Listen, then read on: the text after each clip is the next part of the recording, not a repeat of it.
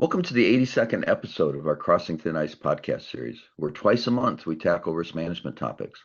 I'm Max Rudolph, and today my partner Dave Ingram will share his thoughts about wicked problems and how to address these complex issues. Please share it with those interested in lifelong learning about risk management. As a reminder, nothing in today's podcast is intended to be investment advice.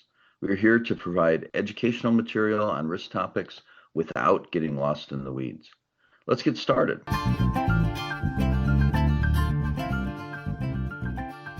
Are you dealing with risk management challenges that seem completely impossible to resolve?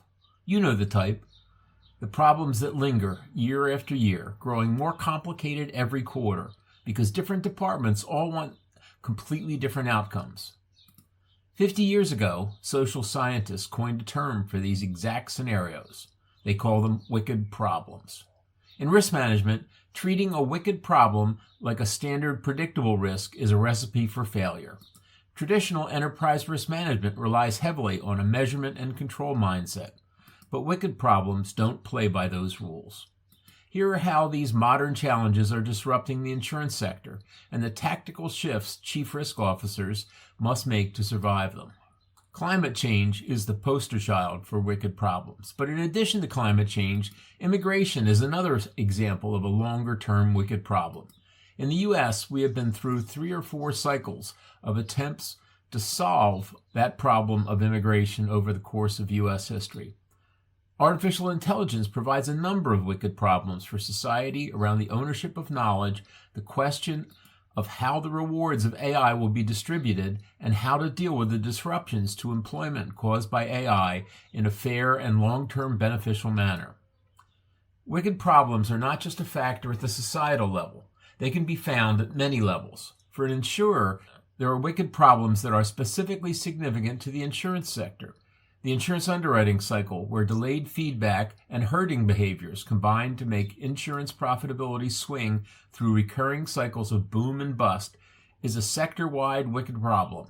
Cyber risk is considered to be a wicked problem by many who try to deal with it due to the way that it is constantly changing so that no solution is sufficient for long, and most potential mitigations involve changing how many diverse groups do their work. AI shows up as a sector-level risk because it seems likely that increases of AI use for support of insurer strategy could lead to increasing herding of companies, resulting in even more concentrations of insurer activity in a small number of coverage, region, distribution strategy combinations that are favored by AI models that year.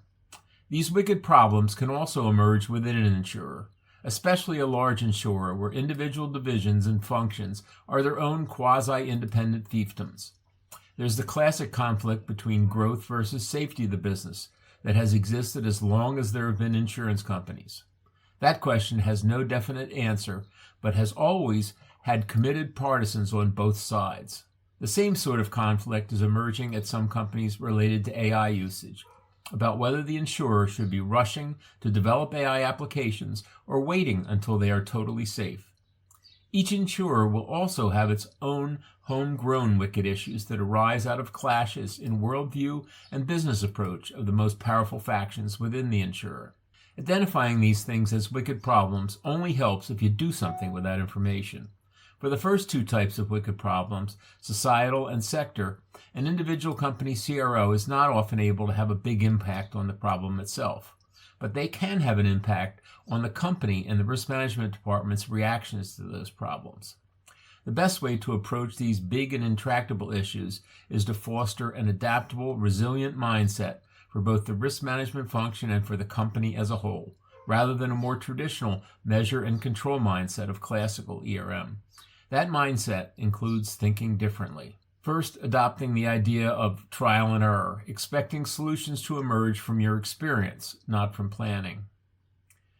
Next, an emphasis on reversibility. Avoid committing to irreversible actions. Then you need to make sure that you're questioning your abilities. You want to work to enhance both the company and the risk management function abilities to ask good questions, to analyze new situations and proposals. Questioning is a key skill set. And then you need to adopt a broad listening approach. Answers may come from everywhere in the organization. Learn to listen, especially to people who are outside the home office bubble. You need to reduce blaming. Allow for mistakes and wrong decisions without blame as much as possible. This helps to promote honesty and explanations of what went wrong, which is vital for learning from problems. For the wicked problems within an insurer, that mindset is also important.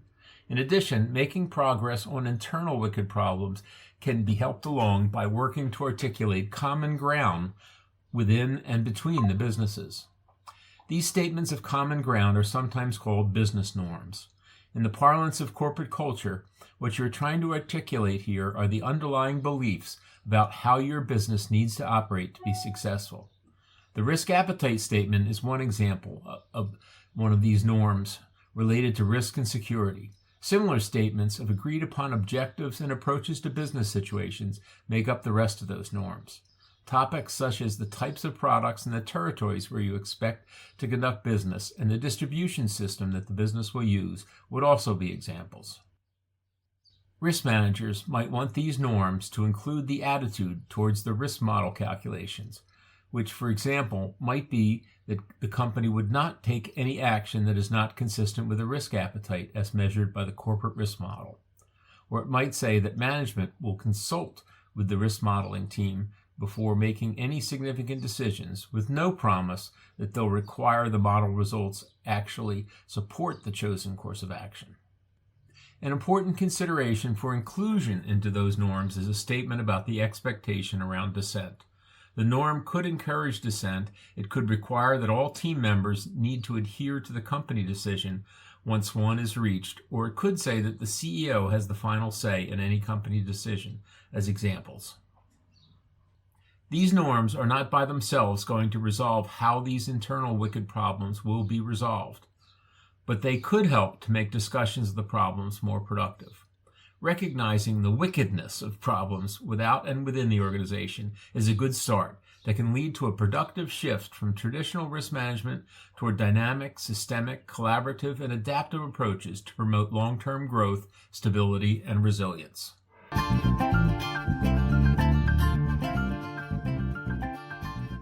Dave, what new skills do risk managers need in a world of increasing uncertainty? Well, Max, regarding new skills, I'm going to suggest a couple books. I was looking on my bookshelf and saw a couple books I had by a fellow named Roger Martin. And it turns out that a lot of his stuff addresses these ideas of wicked problems. So, for instance, one of his books is called When More is Not Better: Overcoming America's Obsession with Economic Efficiency. And he focuses there on learning about the fragility of efficiency is the phrase that he uses there, and certainly in situations involving wicked problems, getting more efficient, optimizing is not the best thing to do necessarily towards solving the wicked problems. He has a lot of material in that book also explaining complex adaptive system, a concept that it'd be great for folks to come to understand fully. He also mentions the idea, and a lot of his stuff is kind of counterintuitive, which is exactly how you have to think for wicked problems, about what he calls desirable frictions. It's the idea that sometimes you need to go with the frictions in the system and use those rather than trying to eliminate those frictions. Second book by him I'll mention is called The Opposable Mind: How Successful Leaders Win Through Integrative Thinking. And this integrative thinking, I think, is the biggest skill you need to learn to deal with wicked problems, where integrative thinking involves paying attention to different ways of thinking and recognizing that it's quite possible that several ways of thinking about one of these wicked problems each has some aspects to it that you need to work together with people with those different points of view to come up with your solution. So that And he also focuses on the idea that you have to deal with a whole problem, and that's extremely true with wicked problems, where it's not a good idea necessarily to break them up and try and deal with parts of them, because all you wind up doing is changing the nature of the wicked problem by doing it that way. And then a third book of his that I'd recommend is called Design of Business: Why Design Thinking is the Next Competitive Advantage. And that's a really interesting additional skill to know is design thinking. He talks about knowledge moving through a funnel in a business where there's a stage where things are a mystery, then they become a heuristic, and later you develop an algorithm for working with them. He uses a phrase that I'd not heard before. He calls it abductive reasoning. This is logic that applies to a system, to a situation that might be in the future. And so that kind of imaginative problem solving, I think, is a skill for wicked problems. Max, why do you think dissent is important inside an organization who's dealing with uncertainty and wicked problems? Well, thanks, Dave. Certainly, having various viewpoints and backgrounds is going to give you a better solution. It's kind of like, when you talk about artificial intelligence working with humans, they work better together than they do individually and separately in silos. So moving past the silos is pretty useful. I think a culture that encourages this cross training, where these viewpoints are listened to and solutions that take pieces of various people's training and background, I think that allows you to build up your culture from below, and that makes it more pervasive over time within your company. And you brought up dissent. Dissent without being mean, I think is the key here. One thing that I used to do in meetings and wish I had done more would be to have a named contrarian in the meeting, someone who their job was to think about yes, but what could go wrong, for everybody to know that, so that they wouldn't be looked at as, oh, what a stupid idea.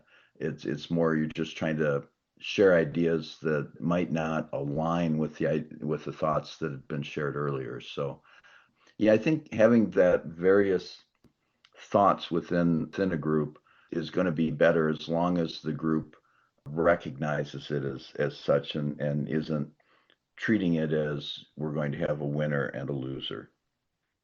Yeah, I really like the old-fashioned word of the loyal opposition. Um, There you go. I like that. So Dave, how can a risk manager distinguish a wicked problem from a merely difficult or complicated problem? Thanks, Max. That's a great question. One of the major characteristics in my mind of the wicked problem is that there just isn't any single way to state the problem that you can get most people to agree with. So that anything you say about the problem, if you're in a room with people from different aspects of the problem, one of them will be correcting you on absolutely everything you say. And I've certainly been in those situations, and it's so frustrating when you're trying to solve a wicked problem. Also, it's really hard to figure out when you're done. The people that deal with these call that the no stopping rule. They're just, it's just hard to tell. The solutions that you come up with for a wicked problem, there isn't a right solution. There's some solutions that are a little bit better, some that are a little bit worse, but there aren't right or wrong solutions to wicked problems. And you can't test something. You can't do, sort of a trial balloon of something, because most of the time the things that you try and do to solve a wicked problem change the situation, so that once you've tried a partial solution, you're dealing with a new formulation of that problem. Every one of the wicked problems is unique. If you think that this is a problem that's happened before, it's probably not a wicked problem. It can be explained in different ways by different people. They all have their own part of the problem to identify that. I know that all seems rather squishy, but that's one of the main characteristics of wicked problems, is that they are rather squishy. Max, you've had a lot of experience with these. Can you share with us some war stories from when you've crossed paths with wicked problems in the past?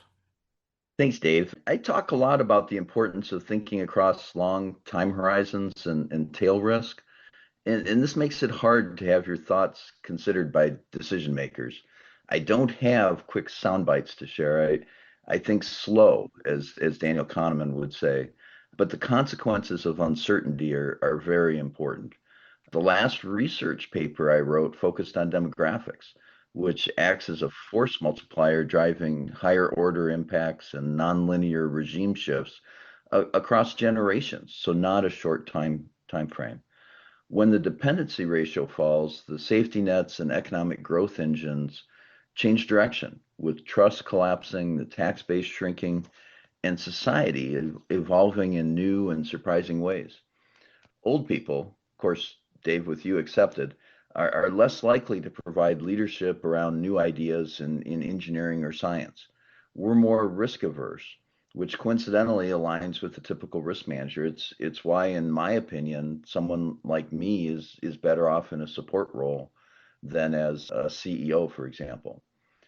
I see several technologies that are big factors when applied to today's wicked problems. Dave, you speak a lot about AI, but I also see drones, carbon capture, and health issues as examples. Drones are redefining war and will also impact all types of transportation and delivery. A robo taxi is really just a drone. Tech will eventually figure out how to scale renewable energy, whether it's solar or fusion or something else, and will provide input to get the excess carbon out of the atmosphere and oceans to optimize the human experience, return us to a stable environment. Health issues are tied up in misinformation, but scientists who are peer reviewed have little incentive to lead us astray.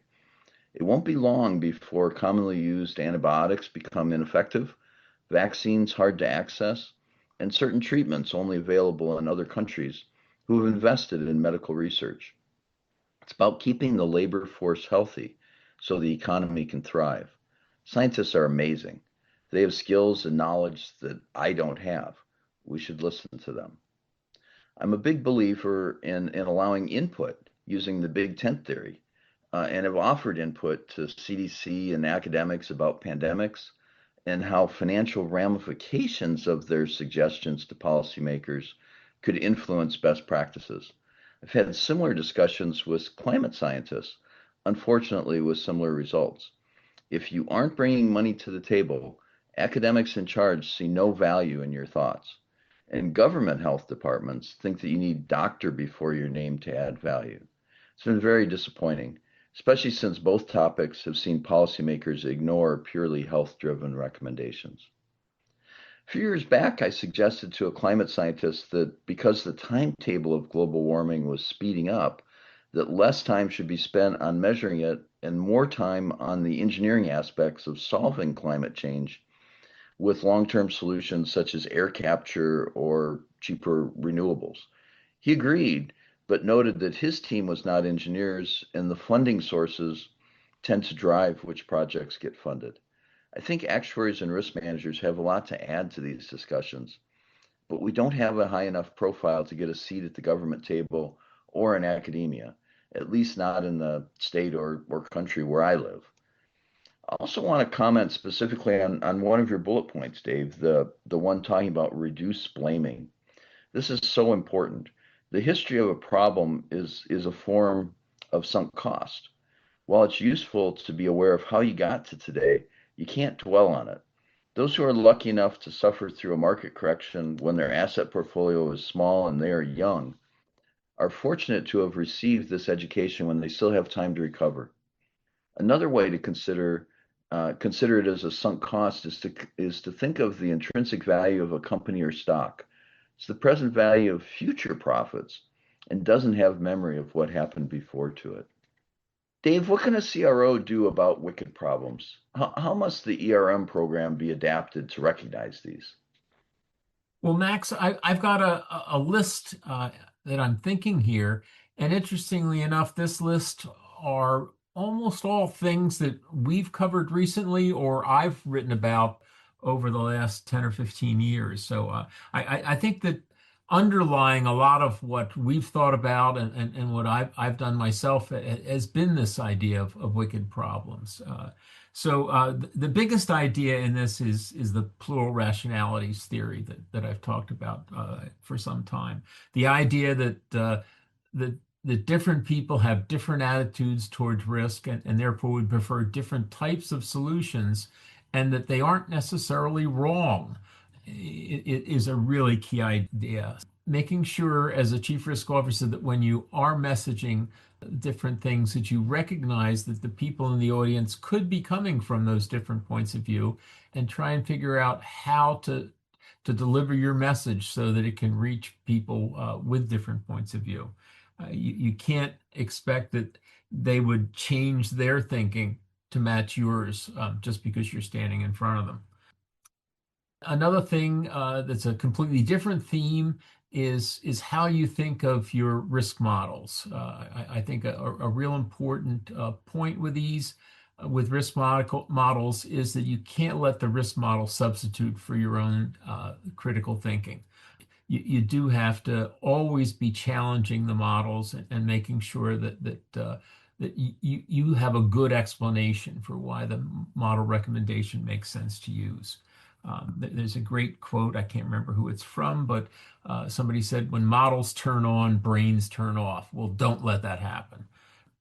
Another important thing that I think is pretty fundamental to wicked problems is the next step off of that plural rationality, something that I've called rational adaptability. The idea that not only do you recognize those different points of view, but you have to pay attention to which one of them is the most true at any point in time, and pivot your risk management activities so that they favor the type of solutions that will actually work in the environment that you're in. So adapting your risk management program and expecting to adapt it. Another thing that you can do is what Max was just talking about the dissenter. Another way of saying it is constructive challenge. Having an expectation that in any discussion that you have, somebody in the room is going to be there as I said before, the loyal opposition, the person that's going to be telling you what could be different, or what's wrong with the portfolio. And then the last thing I'll mention is setting up early warning systems. We've talked a lot over the last couple of years in regime change, and certainly Max and I have talked about this a lot outside of these podcasts. One of the things that we recognize is that there are major regime changes and minor regime changes. And so it's not just the situations where everything changes all at once, but in different parts of the environment in which you're working in, whether it's the entire investment market or a particular sector in the investment market, or whether it's the entire customer base or whatever regulatory environment, there are regime changes going on all the time, these smaller regime changes. So you have to be paying attention to that and recognizing that whatever you worked out to do may not work at all after one of those regime changes. So you have to be ready to make those kind of changes.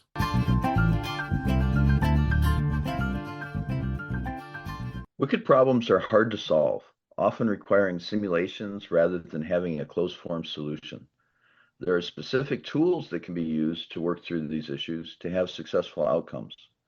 Deterministic scenarios can provide a range of potential solutions and ideas for what the drivers of results are to create reversible actions. By listening to those with varying viewpoints and differing backgrounds, better outcomes can be considered. Culture that is open to ideas and change is the one that wins in the long run. Create one like that, and your organization will be better off. We hope you've enjoyed this episode of Crossing Thin Ice. If you found it valuable, please like, subscribe, and share with your colleagues.